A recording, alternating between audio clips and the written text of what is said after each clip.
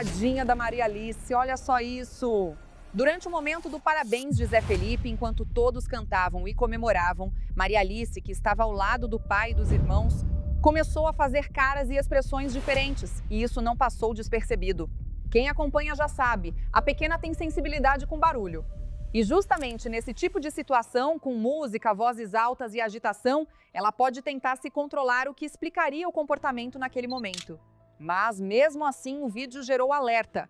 Nas redes, muitas seguidoras comentaram sobre a cena, algumas preocupadas, outras explicando que pode ser apenas uma reação natural dela diante de estímulos mais intensos.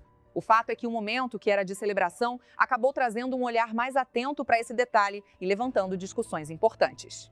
E agora eu quero saber de vocês, foi só uma reação normal ou merece mais atenção nesse tipo de situação? Ixi! Quem vai pra velhinha? Todo mundo, vai.